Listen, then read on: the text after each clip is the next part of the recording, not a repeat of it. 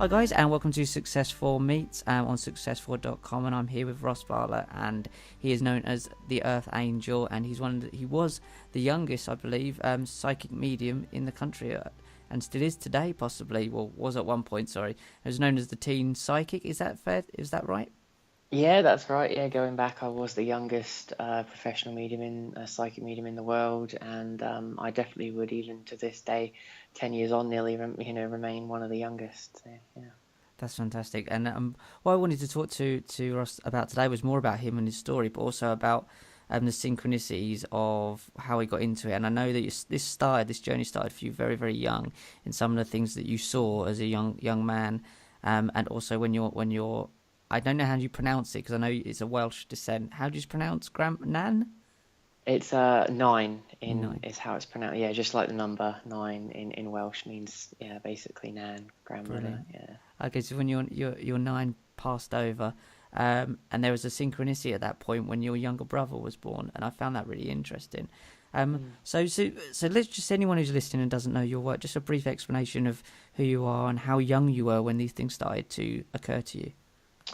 Yeah, it goes back to some of my earliest childhood memories. I think it was around 4, 5, 6 years of age, really, when a lot of it started and initiated around me. Um, One of my earliest memories is seeing a lady, that had passed over at the bottom of a bed in the home I was living in at the time, and sort of just looking at me, and I looked back at her for a bit, and then she sort of just then sort of faded away, really, sort of stepped backwards and then sort of faded away from my vision. And so that's one of the youngest memories I have. There's only maybe one or two that I could place as occurring before that. And did you speak to your grandmother, your nine, about these at the time? I did, yeah, and she was quite a spiritual lady in a lot of ways, and she just told me that it was nothing to be afraid of. She didn't try to tell me what it was, or label it, or bracket it in any way, or suggest how I should feel about it. In a detailed manner. It was just a simple sort of, yeah, just don't worry about it, sort of thing, and I that was, even simple, even though it was simple, it was quite comforting. I had a lot of trust in her when I was, well, always did, but at that age, she was very much like a second mother to me, and yeah, I just kind of went along with it then, and that's how it kind of continued. Just kind of went along with the flow, and more experiences kept on occurring through my childhood years. And do you think, did you go to anyone at school and talk about these things that happened to you, or is it something that you kind of took in your stride? Yeah, I'm asked that, and I'm often asked, was I afraid of it as well? And the answer was I wasn't afraid of it, because I was just sort of not taught at that point to be apprehensive of anything like that, really. All our fears, besides a couple that we seem to be born with. It's something that's programmed into our minds based on our interactions with our environment, and no one had said to me that, oh, I should be afraid of that, or I hadn't seen anything that had given me that impression. So it was just allowed to be there and occur. And when it comes to the schooling aspect of my life and talking about those experiences to people outside of my immediate family, it wasn't really something I did very much at all. In my teenage years, a little bit, but particularly at those earlier stages of my life, when I was, say, 5, 6, 7, 8, 9, 10, I was really just concerned with being a kid, and playing football, soccer, and just, having fun, really. I was very much Pokemon generation, so, I was very much into that, and I cared a lot more about what Pokemon I had than these experiences that were kind of going on. They were just sort of a byproduct of what seemed to be natural reality to me, and they happened, and I just, kind of, didn't brush them aside, but I didn't really take at that early stage any massive meaning from them. And it wasn't until my teenage years that I started to think more deeply about the experiences I had when I was younger, and the world in general, I suppose. So you're growing up with these visions that you're having, and I believe you saw a hand on some glass, and you saw a glass move, and there was obviously the lady at the end of your bed. Yeah. These things are happening to you, and you get to 14 years old, and obviously your nine passes away, and there's a moment there, obviously when your younger brother's being born at the same time. I mean, that must be incredibly. Is that when sort of things come back to you, and you start to think, hang on a minute, you start to deal with the afterlife for the first time in a way that's actually affecting your life here? Yeah, it was, I suppose, at that point, it was a very challenging time for the family. My nine was, a big part of the family, and being my mum's mum as well. She was the grandparent on that maternal side to my younger brother that was being born at that time, and it was a very emotional time for the family. And my mother and her mother were very close. Very close, and it was a very challenging time for my mother, obviously having to deal with the physical loss of my grandmother no longer being around, and also dealing with all the emotional things that come with pregnancy, giving birth, and looking after a young baby. So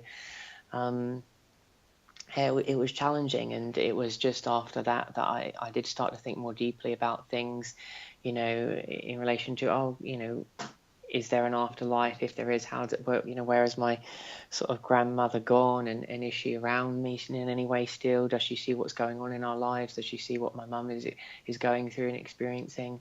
All these sorts of questions. And my mother had been to see psychics before I was born, actually, and it was that point she suggested some time after my grandmother had passed, a number of months, that maybe she was going to a spiritual church, and maybe I'd be interested in going along with her, and that was my first introduction really to formal introduction to mediumship, what it was, and indeed psychics as a whole. Up until that point, I don't even necessarily know if I'd heard the word medium. I would have heard the word psychic, and kind of known what that meant to some degree, and represented, but not so much the word medium and what a medium did exactly and was. So it was a new thing to me, and I started then going along to a spiritualist church on a regular basis.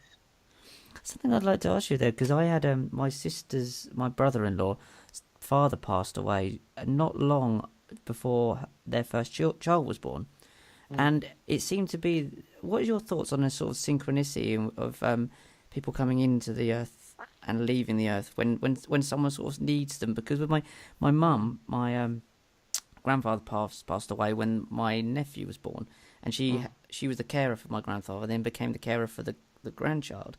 And what are your thoughts in like the synchronicity of people coming in and out of this life? Synchronicity as a whole is an interesting subject, and one I sort of touch on to some extent in my second book. And it is interesting, and I feel maybe in some way having that new life and needing to look after that new life was in some way a help as well to my mum, in actually getting through the passing and carrying on in a positive direction away with her life. It's difficult to know how things might have been different if the situation was different. It's perhaps it was always meant to be, one way or another, that would be going on at that time, and that transition. And in terms of synchronicity for me and where I was at in life as well,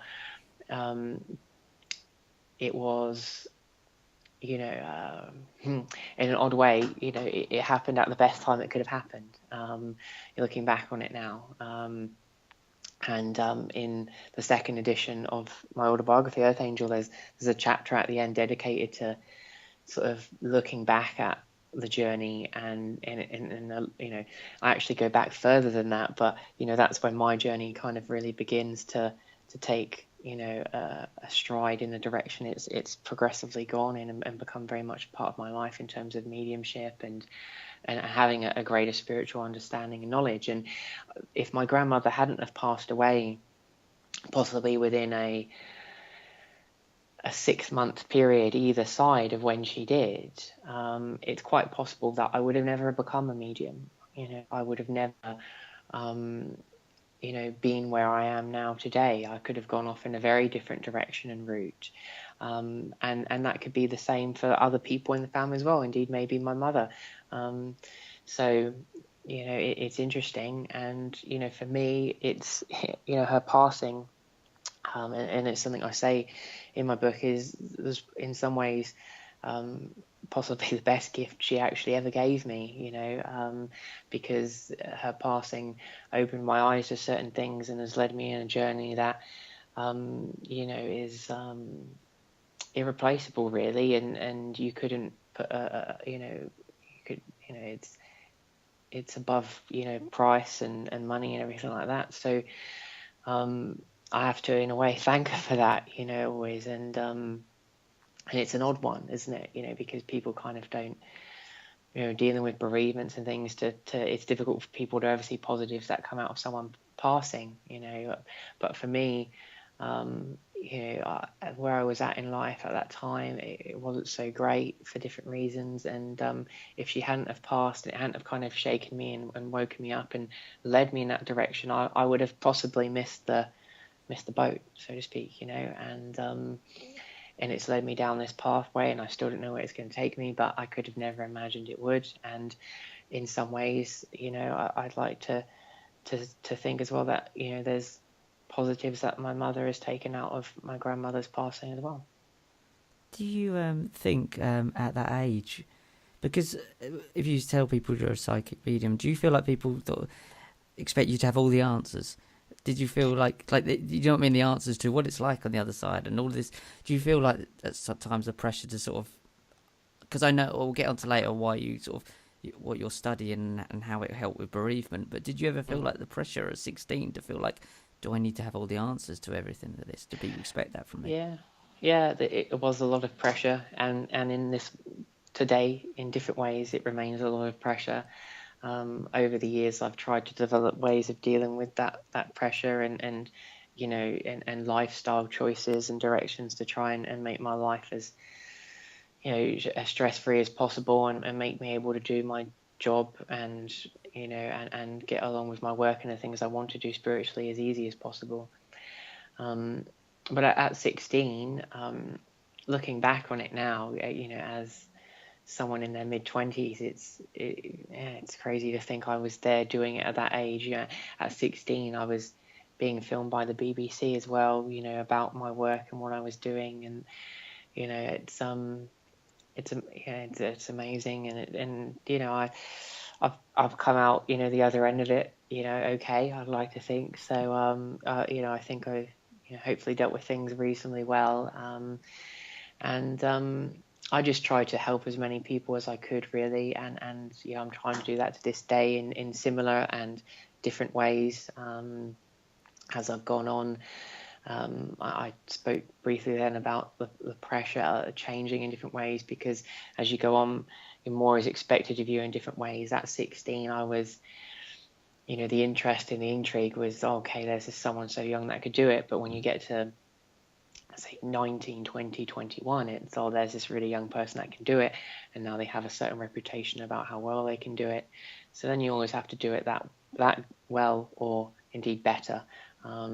Which brings an added pressure in a way. Whereas at 16, I could, if it didn't go, if I didn't go so well, say, people would just be like, oh, he's 16, what can you expect maybe? But at that point, at say 21, and it was, oh, he's done 100 dems at say this level, or 200 dems at this level, and I've seen him this, and I've seen him do that. Then people begin to expect that, and as you get older as well, people will allow less, and they'll say, oh, well, if he did it 100 times, why couldn't he do it that good for me today, So the pressure changes and evolves, and as of course I've got into, the academic side of things more, and the scientific perspective and everything, then, that's a different sort of work, but one that I feel obviously very much connects in a different way to what I initially set out to do, and that has pressures and different challenges, and it's trying to just keep the ball rolling, really. So at 16, and how old were you when you give your first demonstration? 15 for the first public demonstration. 15, Yeah. blimey. Now, what was that like for you? Yeah, it was it was an interesting experience. I remember being very nervous at the time. Going back then, I was nowhere near as confident of a person as I am today. Around that age of 14, 15, when I was really getting into doing the meditations and practicing giving readings, getting up and talking in front of 10 people that I knew, and I could plan out everything I was going to say, it would have been nerve-wracking and challenging. So to stand up in front of larger amounts of people and do something that you can't plan in any way, and you have no guarantees with anything, it was very nerve-wracking and very challenging. Did the first one, it went okay, and then went on to do more, and the more you do, in some ways, the easier it does get. But again, it brings other challenges and pressures. And that must have been, how was it to be around 16-year-olds, your own age, your friends, and you're doing this and they're doing that, they have the different worries that are more worrying about doing stuff that most of us do at that age. I don't know, finding a girlfriend or finding a boyfriend or finding a partner, and you're doing this other world. I mean, how did that make you? Did you feel apart from that, or did you feel? How was that for you? Yeah, I was. I very much. Today my life is quite different than most people, and it was very different to most teenagers back then. I just kind of did my own thing, I suppose, really, and was very focused on that and doing what I wanted to do. And through that, I met some friends and people that were really really good people and really good to have in my life, and remain in my life to this day. And it was very much a time of exploration and discovery, and me sort of finding myself further. And I think a lot of teenagers at that point are trying to find themselves, but getting caught up in a lot of things that maybe actually distract them from finding themselves and getting a greater understanding of themselves and their life directions and things that they want. And that's quite natural, in our modern world. So in some ways, I think I was lucky to have that, and it helped me cope and deal with the things that they would be struggling with, actually. More things like finding a girlfriend and, getting out there and deciding what they want to do in life and make choices about college or university, and, get a car, pass your driving license and get a car and do this and do that, I seemed to be following a direction where things were just sort of slotting into place nicely for me. And I was focused on meditating 2 hours a night, instead of maybe going out and partying. I was at home meditating for a couple of hours, and then I've been, doing readings and things like that, and starting to make a living doing that as well, and starting to, as I say, discover more about myself and maybe where the journey was going to take me in different ways. So kind of you had a lot of responsibility on you, but at least you knew your passion and your purpose in life. And I think a lot of people can spend a lot of time in their life finding any purpose at all. Exactly. A lot of people spend a lot of time treading water and not necessarily getting anywhere. And, you could say I was maybe lucky in that way that indeed, I think the key word is purpose. I felt I had a purpose. I had a direction that I wanted to go in. And that gave me a focus to pursue that and get to where I wanted to be within that. And, each stage, seeing where that took me from there, was going to take me from then on. Because I've gotten to certain stages and, different things have come in, and I wouldn't have necessarily envisioned I was going to do that or go there or have this or have that. And, one bit has led on to the next bit, to the next bit, to the next bit. Whereas, of course, if you're sort of treading water, you never get onto the first bit or the second bit, which then, takes you on to the next bit and the next bit that you didn't necessarily even foresee would be, maybe a part of your life or something you wanted to do at the time. But, when you get through that other stuff, and it comes, the opportunity is presented to you, or the thing is presented to you, you're actually like, oh yeah, that is something I want to do, or I want to explore further. So you seem to have a very curious mind, like still, and you like the biology. You study, I believe you studied biology and psychology. as well. Is that Yeah, right? so my master's degree is in consciousness, spirituality, and transpersonal psychology. So, to do that, to study those sort of areas, you can lead you out into studying many topics. So, with the consciousness element, you obviously got to look at, neuroscience, for instance, psychology. To understand the mind, you have to indeed understand some biology. You have to stand, many things to get a good grasp over the human mind and psychology and the body and how the mind-body relationship very much so. So, studying those sorts of areas will lead you to study many other areas potentially, that are larger fields or smaller subfields within science. So, yeah. So to take on that in mind, what is your passion today, like as you are now? I mean, what are you passionate about? What did you get up this morning and look forward to doing? I got this morning, I was really thinking about this podcast, to be honest. That's the sort of the thing I know. I've got to do that today Bless before your I heart. kind of, do other things around it.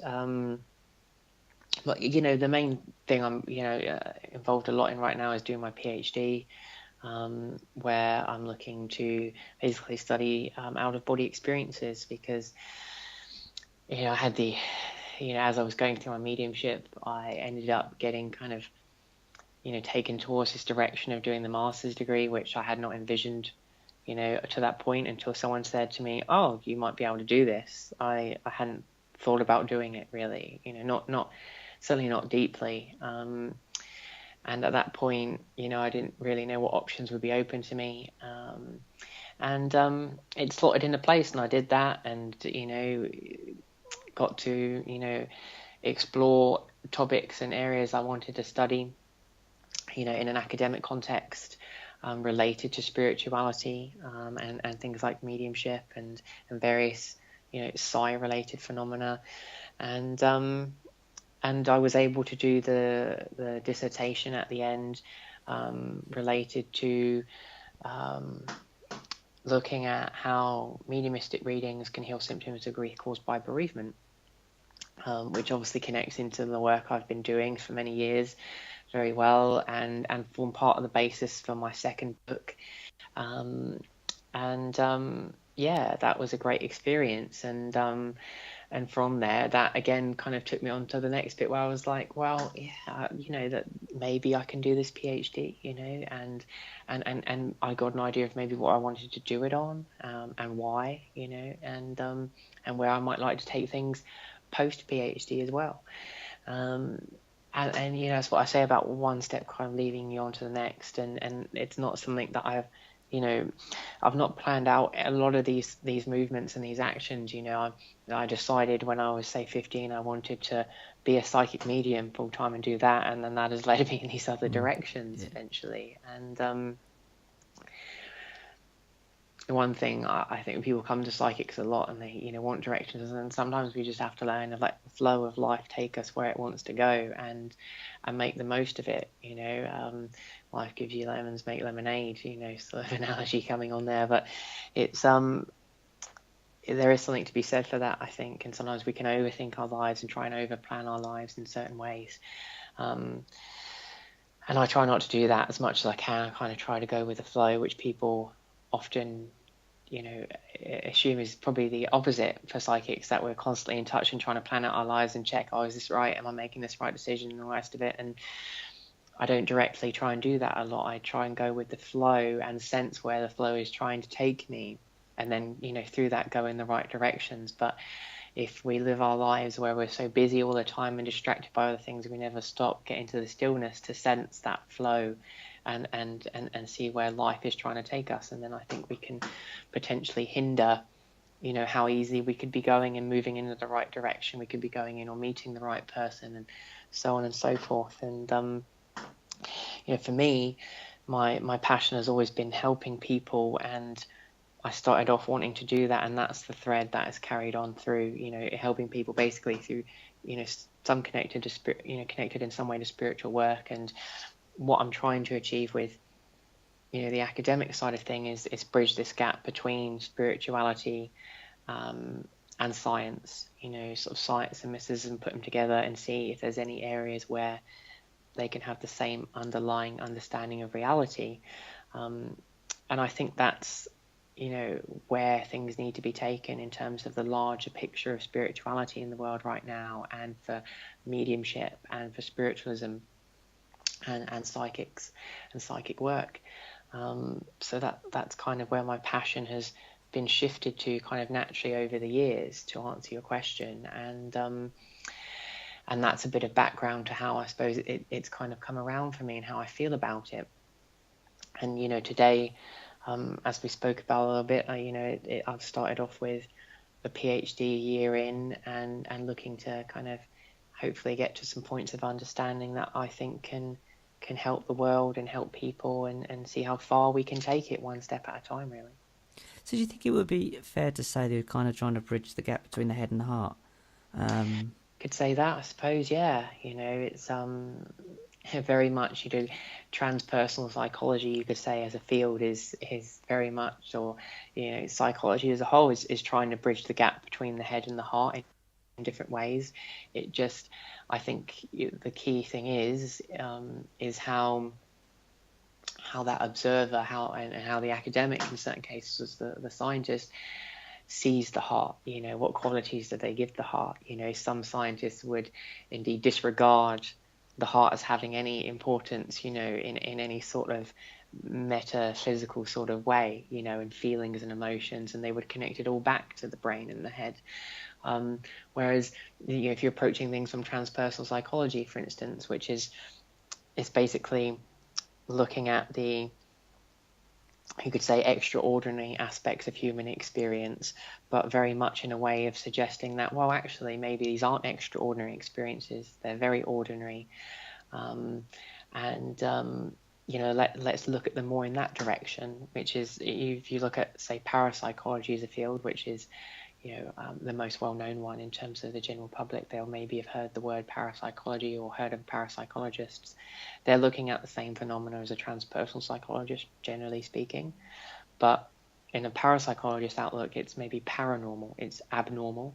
Whereas with transpersonal psychology, it's saying maybe, well, actually, these are experiences on the human spectrum. We can see that they are, and maybe they're not so abnormal at all, and maybe that's even the wrong way of looking at it, and study of that phenomena. So for me, transpersonal psychology potentially is one of those fields that gives more credence to the idea of connecting head and heart in a more of a metaphysical way, and related to feelings and spirituality maybe in the heart, and then that logical thinking process going on in the head, and that there's maybe certain things that people experience and feel related to the heart or of a spiritual matter that can't be easily related to just being in the mind or the head, and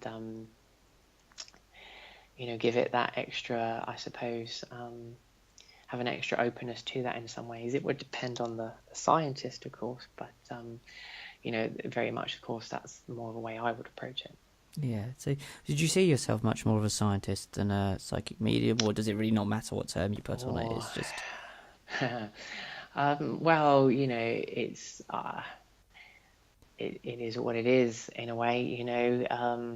At what point can one call themselves a scientist could be up for debate anyway. At what point could one call themselves an academic, a philosopher, a medium even, and a psychic? You could give one reading and call yourself a psychic, or you could do 2,000 readings at a top standard and be called a psychic. So, they are, I suppose, innately very subjective terms in some ways. Obviously, with some of the science stuff, you could say less subjective, because you can have objective qualifications, and letters to say that you've done academic study. And I obviously have one of those in my Masters of Science degree, and I'm doing the PhD.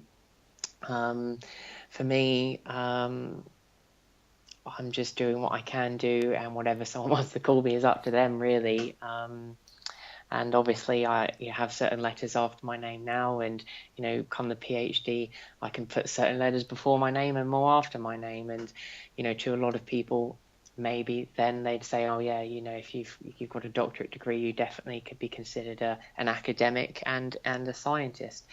But it's not something that concerns me too much, really. I just want to do the experimentation and the studies that will get me the answers that I feel could be useful to the world, basically. And whether I have letters behind my name or not to do that isn't as much consequence to me. Whether I'm called an academic or a scientist, to whatever degree, again, doesn't bother me so much. It's more, the PhD and these academic degrees are more vehicles to give me the qualifications, the experience, the understanding to be able to do the work, and do the work in a good way, and have opportunities to do such work, and get out there and give that work then, give myself a greater voice in certain communities, to be able to get that research and any message that I find within that research and understanding out to the world in a better way.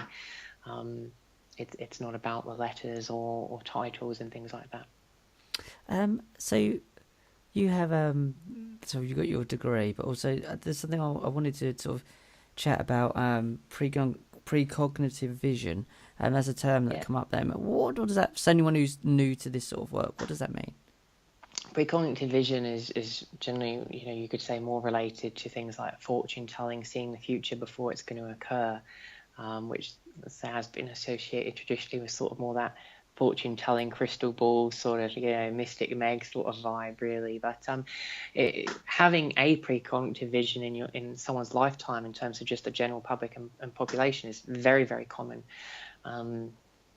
A lot of people will suggest they've experienced at some point a vision of something that later took place, that is accurate enough, and you could say maybe random enough in other ways that they can't explain it in any sort of traditional manner. And that fascinates people quite often, and is obviously something that people come to for psychics a lot, is to get some sort of a glimpse into the future.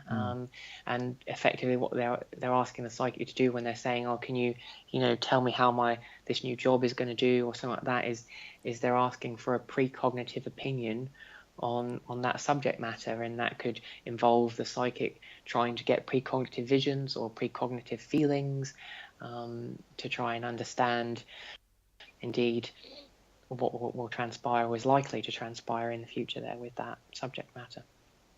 So they're all coming to you with an issue and a problem to be solved. Now, they all sound like they need reassurance, really, on the top of everything.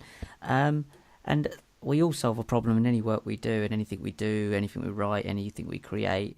So what I think I know, but I would like to know what you say about your problem that you would like to solve in the world. It's usually a personal problem as well.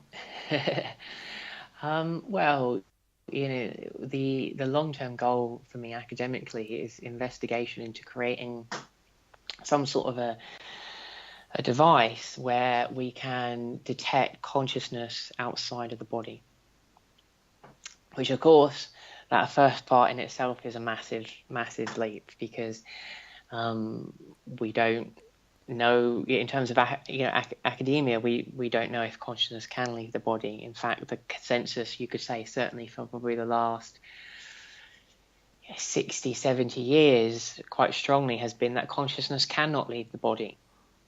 But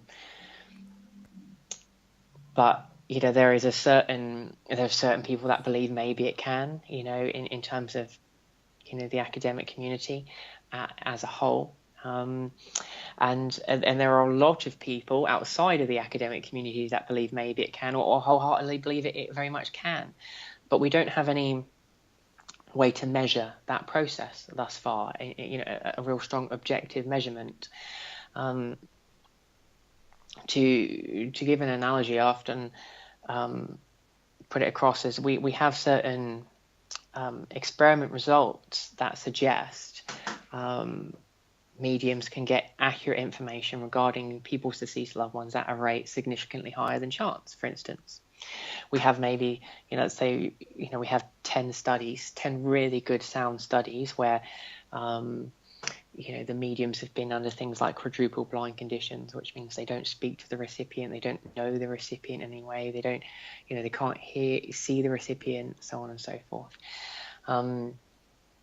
And we've got really good studies like that, and not just for mediumship. There's studies like that to do with telekinesis, which is the ability to be able to move objects with their mind, and things like remote viewing, the ability to get accurate information regarding distant locations, psychically speaking, things like that. So there's several studies for all these areas of psi, even things like distant healing and stuff like that. But the thing is, we have no way of measuring how this process is taking place, and that's very much what science is all about, is being able to form objective measurements over something. Of course, subjective understanding and subjective experiences has a massive role to play within science as well. But overall, science is always looking for something objective, generally speaking, to get certainly a more finite understanding of something. And when it comes to consciousness, we don't have that yet. Very much in academia, there is a large debate that carries on in terms of the properties of consciousness and what it maybe can do or can't do. And what we're looking with mediumship is this concept that obviously our consciousness can leave the body and remain intact and whole. Obviously, permanently, potentially, we're looking at, living on in another world, in another way, infinitely. Now, we have these studies that indicate that maybe is occurring. Okay, so in that way, we could argue this and give it an analogy of, say, a crow. Okay, now I could make a statement to you and say there are no white crows, there are only black crows.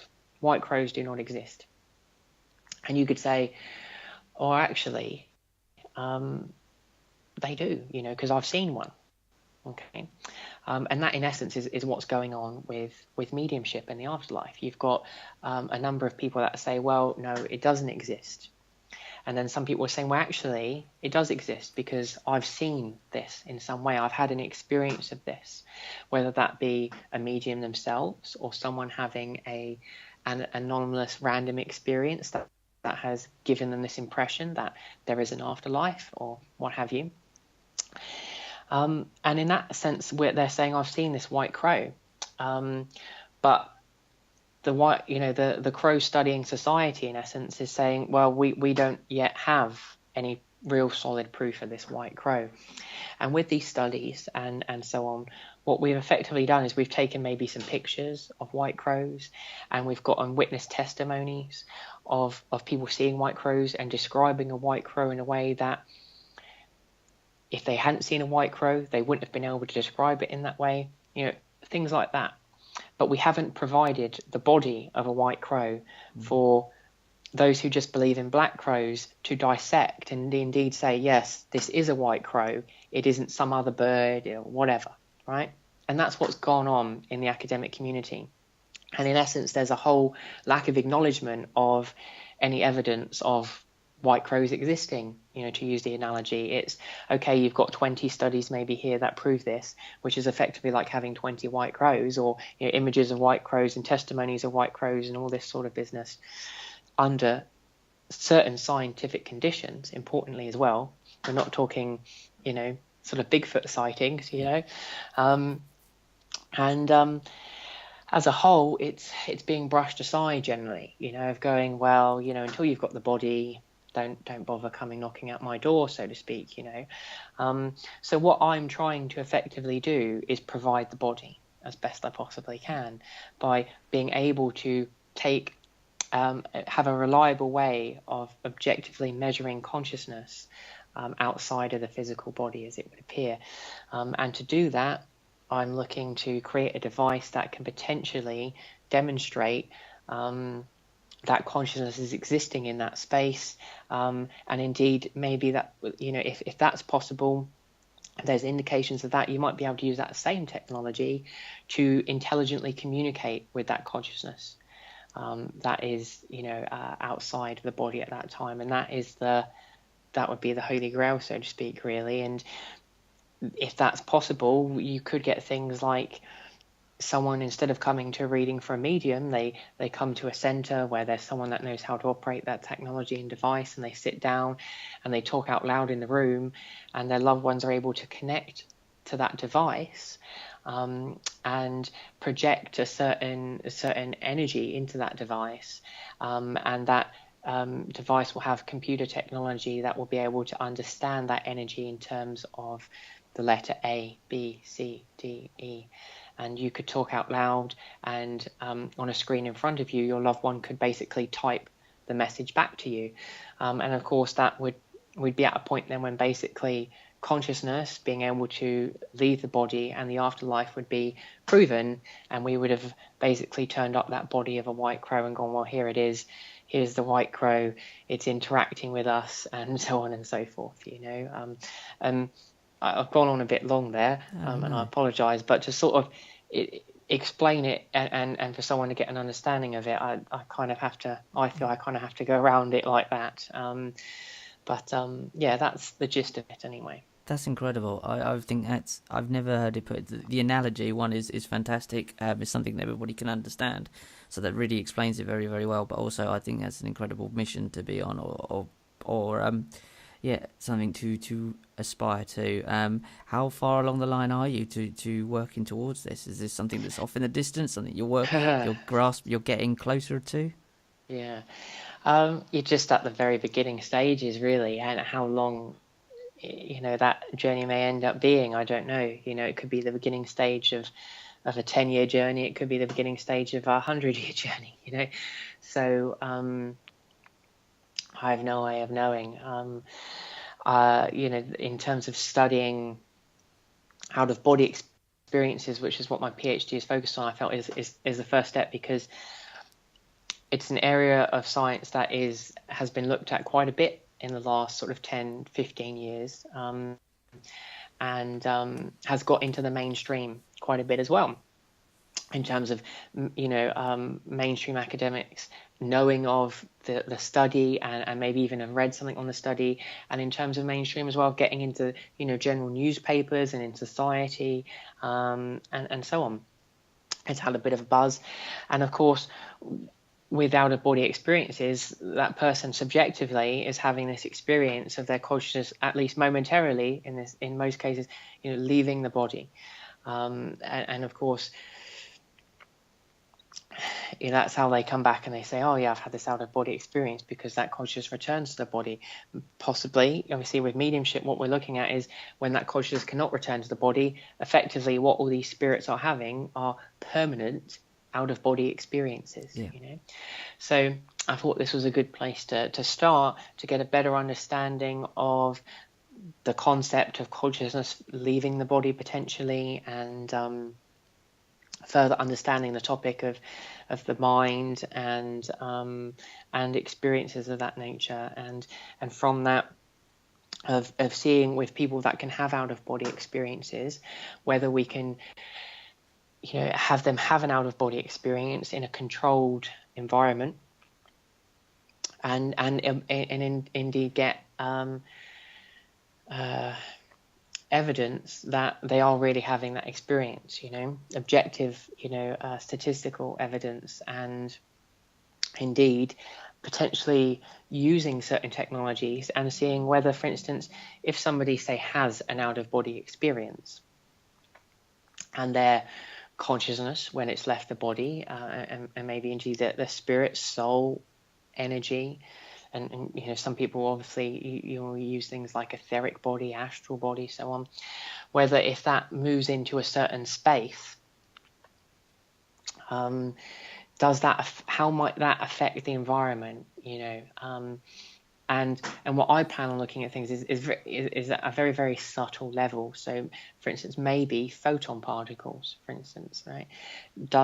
If that consciousness has the subjective experience of moving into that space, can we detect a difference in the photon particle count within that space? Does that presence seem to add, for instance, to the photon count in some ways, or in certain conditions, can it add to the photon count? You know, I think the problem with some previous study of this sort of nature in terms of mediumship and trying to get maybe evidence of physical phenomena, so things being moved by a spirit, or physical manifestations of spirits, like their whole body, or voices, or hands materializing and being able to be photographed, or touched and measured in different ways, or whatever. Is for that you're asking for a huge change, actually, in terms of you're asking to basically create something very, very, very physical from something that is maybe as unphysical of a thing as we can now understand. And I think maybe that's where part of the problem is we're looking, some people have been looking for, and in even their day-to-day lives at times, they're looking for signs, and what they want and how they want the sign to come to them would require too much physical manipulation of the physical environment and world by the spirit world. Mm-hmm. So what I'm looking at is things at a a much smaller level. I'm very much more on a subatomic level, even and how at that finer level of reality things might being manipulated. And for instance, a photon particle is about as unphysical a thing as we can cognitively get our heads around. A bit like electricity in a sense, there is a certain, we can put a certain physical image and idea of it in our minds. But, in terms of, say this table, it's very different. And this table has many, many particles in it. And I'd be looking for a subtle change in a few, just a very subtle change in a few photons, which is a much, much smaller physical manipulation and energetic manipulation than, say, I'm going to levitate a whole table. We're talking, almost universes apart in terms of energetic and physical manipulation. So I'm looking for basically a very small but consistent manipulation that could be used in order to maybe indeed, like I say, exchange eventually intelligent information. Because you could say, if you raise the photon count by, 1 photon or 4 photons, it relates to a certain combination of information. And if the spirit you're working with understands that information, they know if they move it up by one photon, then that means it's the letter A. 2 photons, it's the letter B. Yeah. And that's just a way of trying to explain it to people. It probably wouldn't work exactly like that, indeed. But going on that sort of process, you could potentially get a whole alphabet out. If you can develop the right process, and that's the long-term goal. And the first where we're at now is getting a better understanding of out-of-body experiences. I have a survey out now, which you can get to from my Facebook, which is, I'm basically just asking anybody there who's believes they've had an out-of-body experience to go in and fill in a survey. It should only take about 15-20 minutes to do. And it's just basically asking questions about what you experienced during your OBE. And I need many, many people for that. So anyone that's interested in doing that or would be open to doing that, please do go to my Facebook and do go and fill that in, because it's a massive help to that long-term goal and all the goals that will be in between that. And as I say, the first one is doing this survey to get a better understanding of the out-of-body experience as a whole, what people are experiencing. And particularly with this survey, what I'm looking at is, are there different sorts of out-of-body experiences? Some that are maybe more realistic than others, where something's leaving the body, and some maybe are just hallucinations. And that's what that survey is looking to get to. And each one, do they have certain characteristics that we can point to, which can hopefully be a basis and a grounding for us to then basically go out and work into other areas off that, using it as almost a map in a way to then guide other future studies, and getting to that point of where I begin to work with people to see if we can detect something leaving the body in any way. I would admit I've had my own as well. I'll briefly talk about that in a second. But Sure. Also there was a I don't know if I'm going to get the amounts wrong here, but isn't it when the soul leaves the body, there's a change in weight in the body? Is that true? Yeah, so that's a study that's yeah, it goes back a little while now, and yeah, they were looking at basically, is there a change? Does in essence, if there is a spirit, if there is a soul, does it have some sort of a physical weight quality to it? Um, and certain things are reported off that, and certain people have reported again off the things that have been reported online, and I mean, you could basically say that in terms of real hard science, nothing substantial was found. And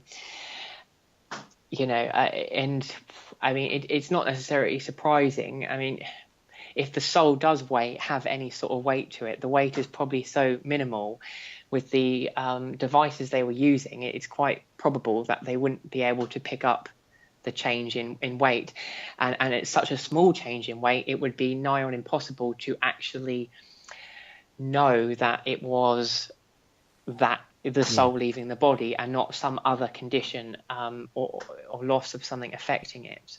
The body naturally loses weight for different reasons after death, and it goes through different stages of a process. But yeah, so that was the problem with that study. Basically, is it was probably a little bit, some people would say it was hugely flawed before it even started. Yeah. I'll say it was probably, there were certainly flaws there before it got going. But it was an interesting concept. I think the concept of it is very interesting. And looking, someone beginning, even going back there, quite a number of years of looking at this idea of going, well, maybe there's something physical we can detect of the spirit, of the soul, of consciousness. I just wouldn't suggest weighing it would be the way forward. Maybe, but so the concept was interesting, and in essence, I'm looking at the same sort of idea, but trying to apply it in a different way. And other people have looked at that as well, in different ways.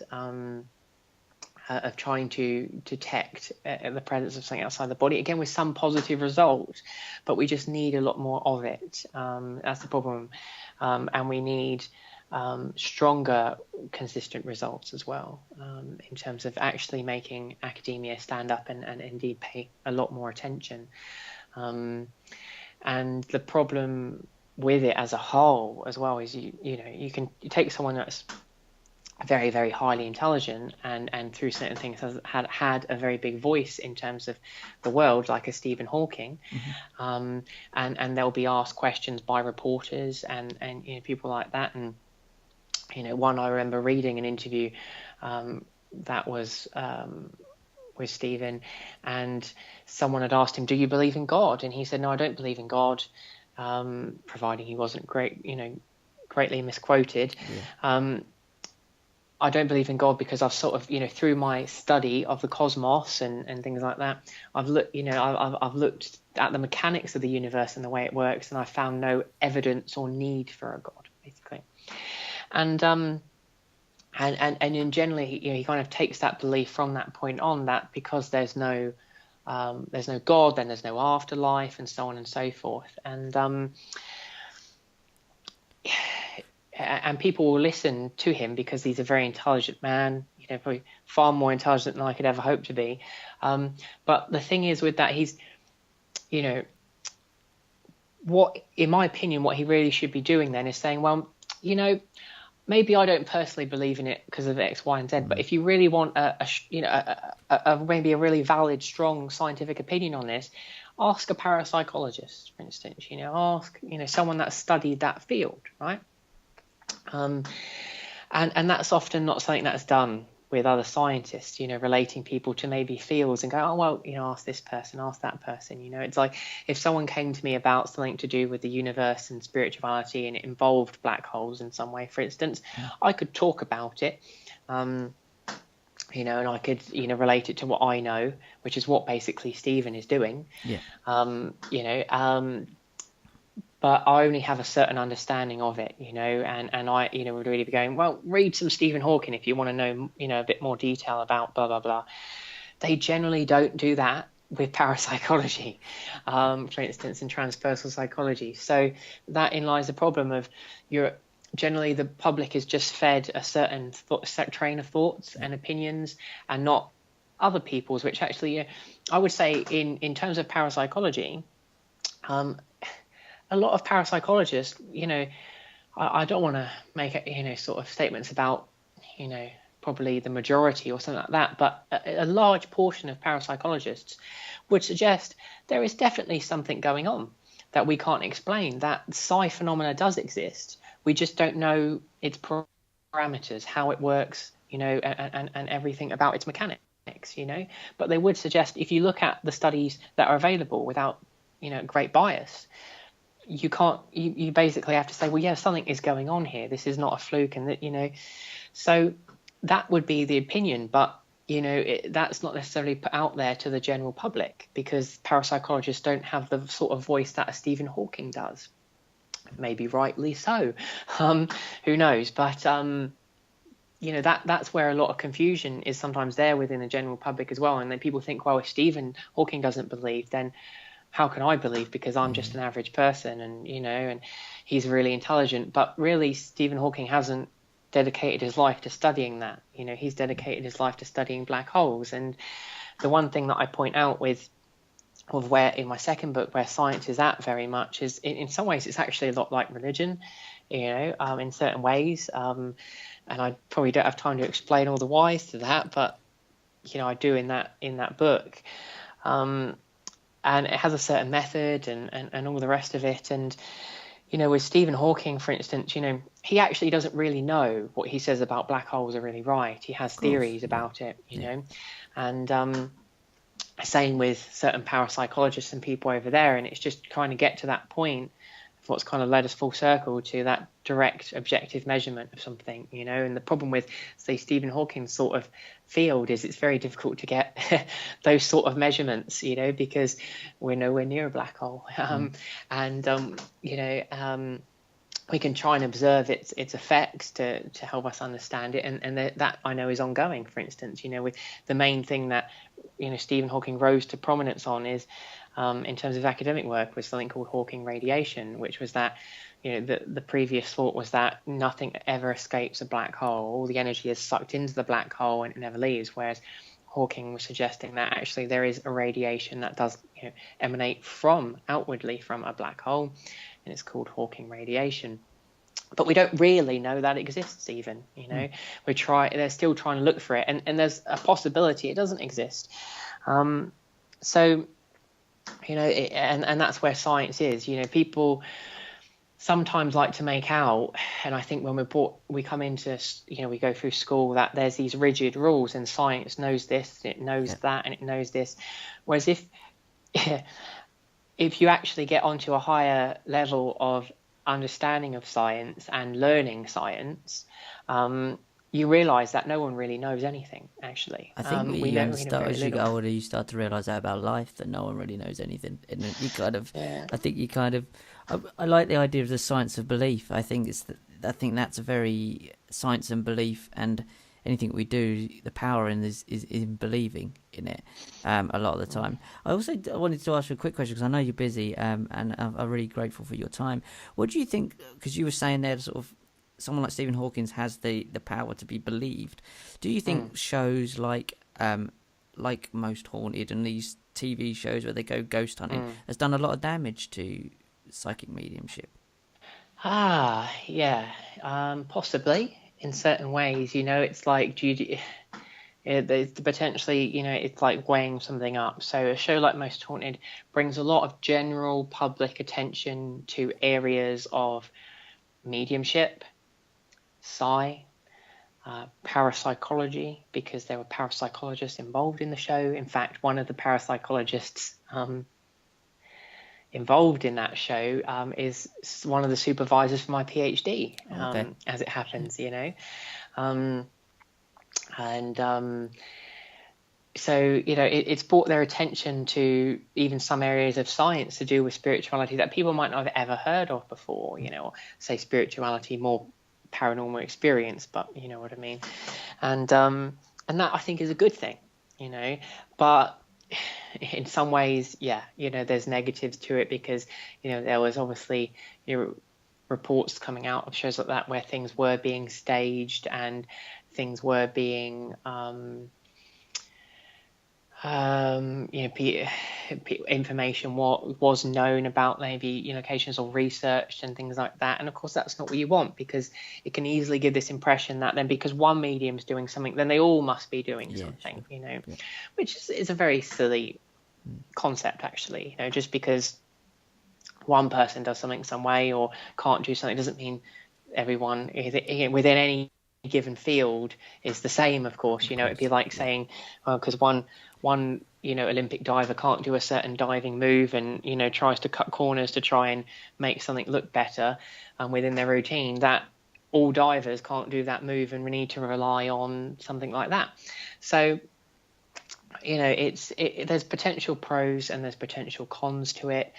And maybe it sort of, did serve its purpose in doing what it did. And now we can maybe take the pros and get rid of some of the cons, or all of the cons there, hopefully, and just work and use things in a way that is best case, and that, I suppose, in a way is something I'm trying to do and other people I know are trying to do, which is, as I say, take people that have, that may have got interested in that and actually try and educate them and guide them into knowing that, the crap elements of it doesn't have to be like that, and and maybe pay more attention to the parapsychological element that was induced into that show, for instance, and some other shows. But the thing about those type of shows is it's entertainment, and it's never going to be as serious as what it could be. In fact, far from it. So, but if it gets people in and those people are intrigued more, they can look into the serious side of things, the serious investigation of mediums, the serious investigation of paranormal locations, and indeed concepts related to this sort of phenomena, Again, it connects to all areas of science, really. If you're dealing with consciousness, for instance, the main theory that I always suggest is out there that would allow for out-of-body experiences to be occurring and maybe the soul to live on indefinitely outside of the body is a theory basically to do with quantum physics. So,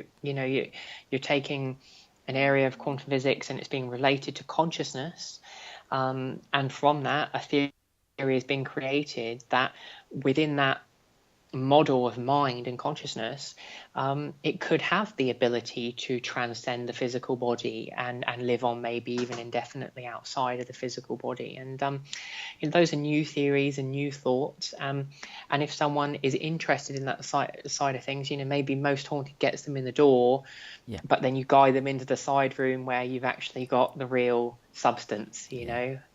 Yeah, no, I agree with you. I think there's pros and cons to everything. Well, thank you for your time, Ross. It's been fantastic, and I'd love to do this again. Just explain to our listeners and our audience. We'll put the video up as well, and you'll be able to share all this around this interview, both the video and the audio.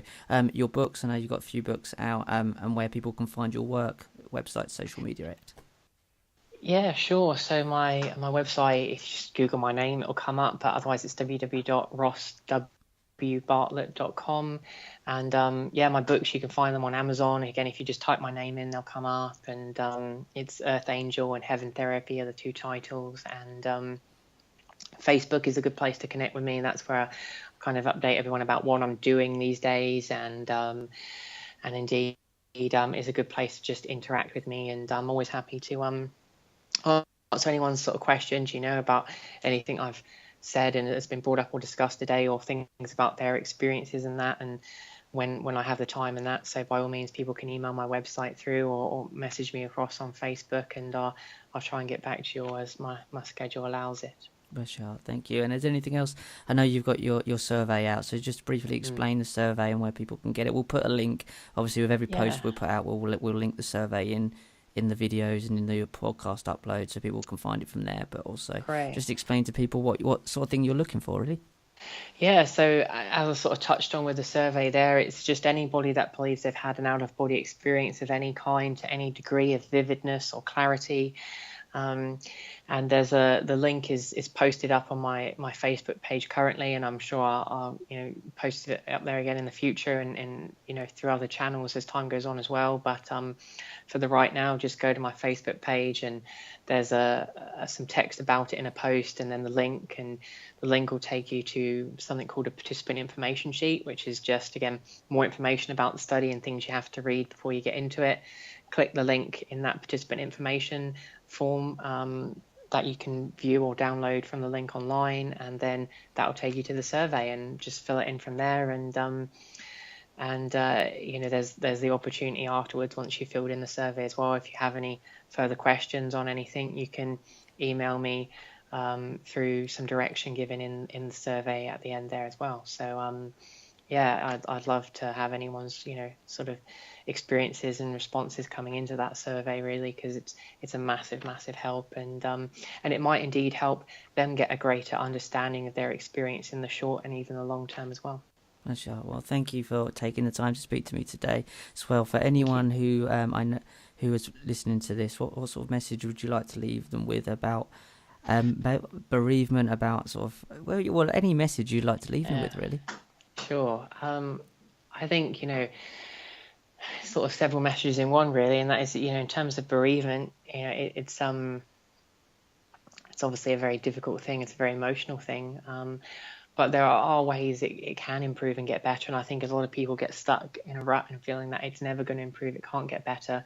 And again, it all comes back down to certain psychology and psychological forces, which I talk about in my second book, and how those things in our minds can be helped through the process of mediumship, using mediumship as a therapeutic tool. And very much, if you're someone out there that's had a reading or tried to have a reading and it hasn't gone the way you would have hoped, don't keep trying, but make sure you're doing it in a way that's really positive and with people that are going to look after you and are going to do a good job for you, because that's really, really important as well.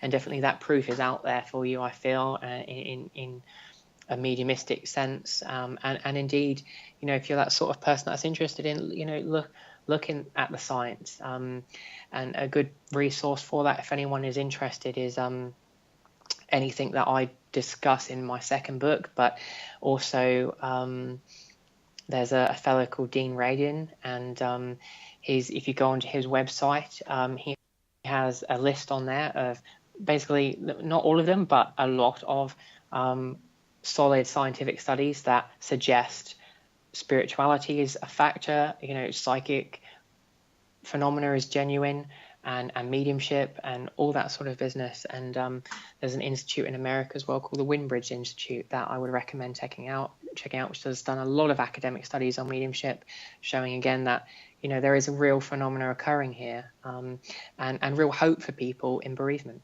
Fantastic. So guys, I have got it here. So this is your book here, and we have been reading it. And obviously it's got your author of your first book, Heaven Therapy, as well. So guys, do get this book because it is a fantastic read as well. And Ross, thank you for your taking the time to speak to me today. I'd love to do it again, and hope you've enjoyed the hour, and I really appreciate your time. So guys, pop over to the website. It's been Success4 Meets, Ross Bartlett and the Earth Angel. Thank you guys. Take care.